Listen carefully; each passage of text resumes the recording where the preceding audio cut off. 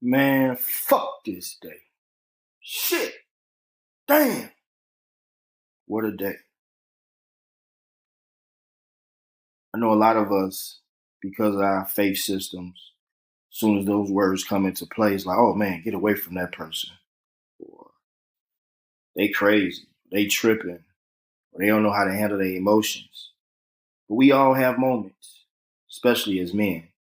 We all have our moments. So sometimes you gotta let off an F bomb or a shit, a goddamn, or whatever it is you do to just let it out. Because it's so much better to let it out than to keep it in. For me, I remember, man, probably around the ages of 12 and 22, I'll just keep a window like that. And that's being mildly fair to myself. I would keep a lot of stuff in, about myself, about how I thought my parents viewed me, if I was a good son, if I was a good student, if I was a good person, how to become a better person. And these are all things that's roaming in my head at the age of like 12, maybe even a little younger if I'm being honest. But I think by that age is when I actually recognized what I was thinking about and trying to process and trying to learn and grow and evolve as a little boy, as going into trying to, slightly into manhood, because they say when you get 13, it's the signs of growth a little bit. You're trying to come into your own. You're smelling yourself. Sometimes your parents will say, or what have you. And I just remember being so confused and so alone at times. And this is no fault of my parents, my grandparents. And it's crazy because I had both sets of grandparents. I had both sets of my parents. I was a truly, truly loved child. Spoiled, some people would say, but I call it just genuine love, right?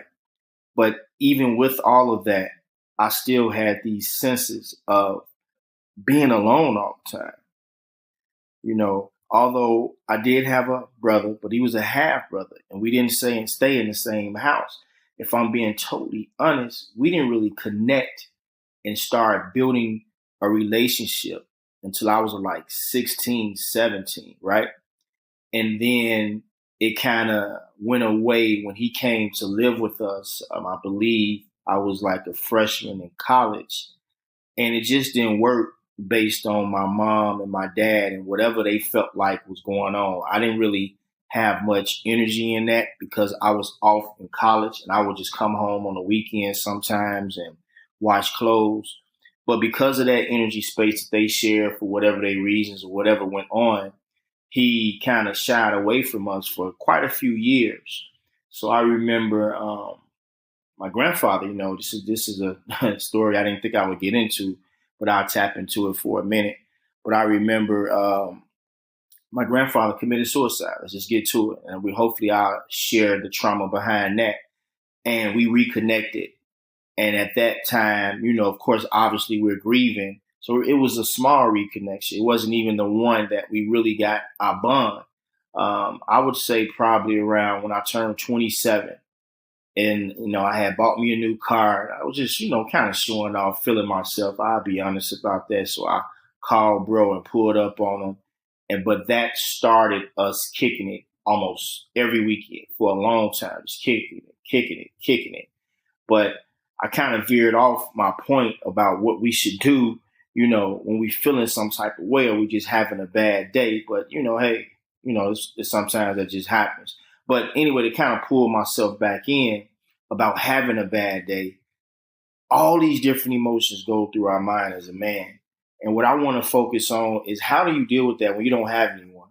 For those who have someone to kind of vent to or have a process, that's cool. But what do you do when you don't have a process, when you don't have meditation, when you don't have exercise, when you don't have therapy, when you don't have nothing or no one to go to but a dark room? And remember, for me, darkness is greatness. When you can sit in a room alone and tackle each trauma, each fear, each anxiety, each depression, each frustration alone and come out of that with some sort of positivity, Now you're on to something. Now you're on to growth. Now you're on to self-awareness. Now you're on to knowing how to control your emotions a little bit. And for me, that's what I had to do. Sometimes it's just coming into darkness, screaming like, fuck this shit, I'm tired. And I also do something where I do like a 12-hour sit still, where I shut all my devices off. I'll go into a dark room and I'll just sleep. And it doesn't necessarily mean I'm going to sleep for the entire 12 hours, although I wish I would, because that's just great for rest and recovery. But I'll probably sleep somewhere between 6 to 8 hours, right? And I'll come out of that with a fresh mind, a new perspective, and all those problems and those emotions, those fears and anxieties are still there. They're not so strong. And I'm able to process them and to know how to pull them up off me and start doing something productive and positive.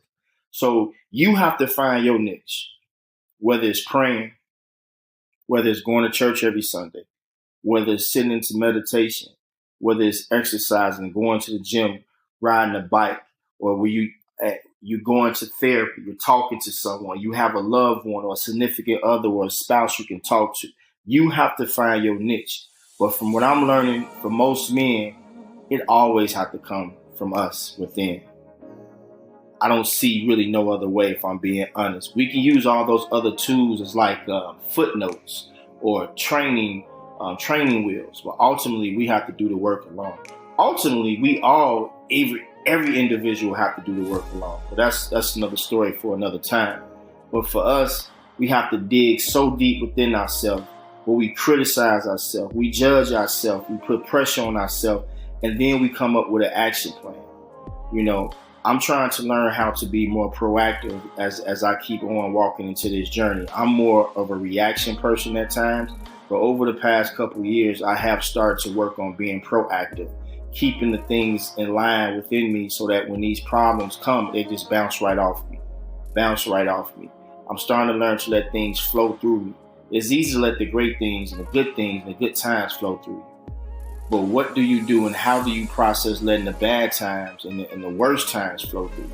Because one thing, life is duality. There's always going to be greatness and there's always going to be sadness on the other side. There's always going to be good and there's always going to be bad on the other side. I've recently learned to not say I'm happy or I'm looking for happiness. I'm more so along the line looking for peace and be peaceful through everything. Let things flow through me naturally and just always be able to find peace in the bad and peace in the good. So look for your niche on these bad days. Whatever it is you have to do, scream, cry, shout, cuss, be productive, sit still, be silent, get some rest. Do it, find it. It's mandatory by every means necessary. Do it for yourself, do it for your loved ones, and watch how all of a sudden you come out of all of this and you shine, you have a glow about you, you have a strength and a backbone about you that no one can take away from you. Again, you'll always get that here at I Am Understanding Channel. Stay locked in, stay focused, stay peaceful. Take care. Thank you.